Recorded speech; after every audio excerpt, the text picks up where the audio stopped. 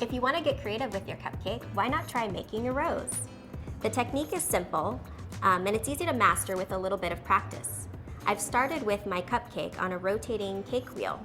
If you want to use a handheld technique, you can do that also. It's just a little easier when you can rotate the cupcake.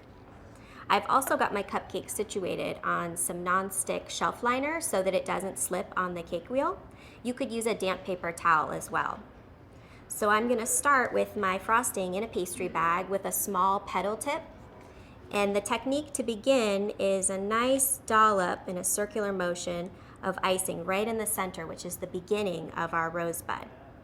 Now with my petal tip with the smallest end of the tip facing upward, I'm going to begin by holding and making even pressure while continuously turning the wheel.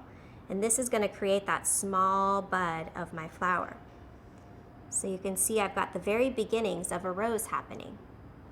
Now I'm going to take a paper towel I've got here on the side to just keep wiping the tip of my pastry bag so that I pull off that excess frosting.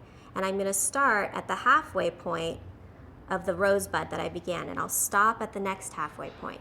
So I'll begin at the halfway point of where I left off, moving to the next halfway point. And you can see how the beginnings of a rosebud is happening. And I continue this process, pulling halfway through, moving all the way around the cupcake. And you can see how the rose just begins to form, all the way until I reach the very edge of my cupcake, wiping the pastry bag as I go, until I have a nice rosebud that's formed in the base of my cupcake. If you want to add a little sparkle to make it shiny, I'm just going to use a little bit of parchment paper down and take some sanding sugar to the cupcake just to make some sparkle on my cupcake and accentuate the rose.